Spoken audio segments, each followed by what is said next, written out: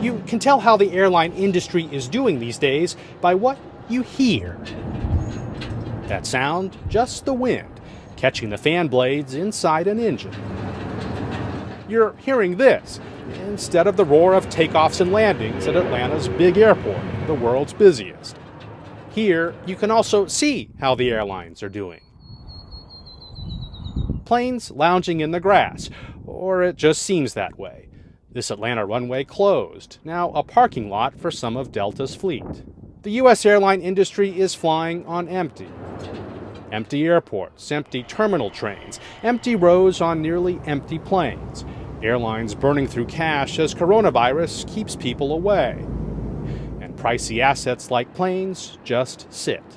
We've got over 600 planes grounded at the present time. We're only flying about 10 to 15% of our schedule. Those dark clouds over Atlanta March 11th, an omen of sorts, as coronavirus set in, and everything soon stopped. Crowded concourse scenes from March now look like this, with U.S. passenger counts off by 95%. In the C concourse, one half is open, the other half closed off by a temporary wall. Atlanta usually sees around 2,500 flights a day.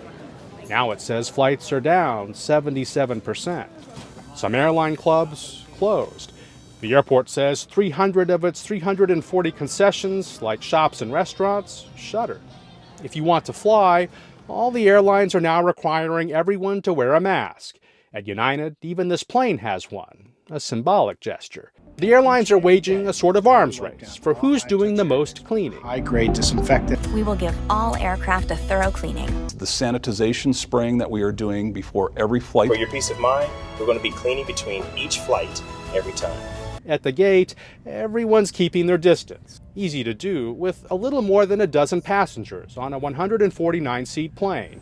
Those backups just outside the door, like this one in the middle of March, gone.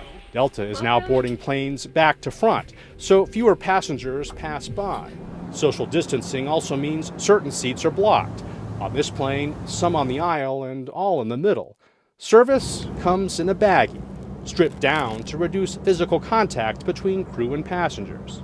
That in-flight magazine, also gone. The March issue, now like a time capsule from what feels like years ago. Ads touting Delta's 95th birthday, the airline starting in the Mississippi Delta as a crop dusting company. Now even the magazine may be snuffed out.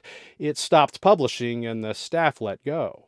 The problem for airlines is demand for travel is about zero.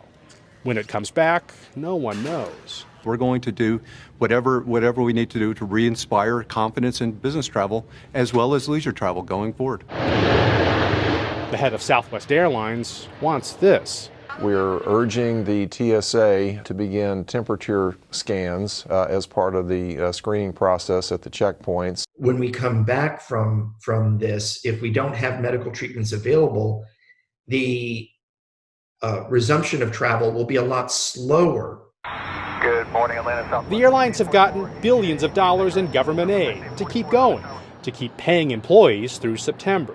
But after that, if business doesn't pick up, cuts seem certain in people, cities, and routes. For now, airlines are cutting planes. This 29-year-old MD-88 going back to Washington with under 20 passengers is flying through its final days.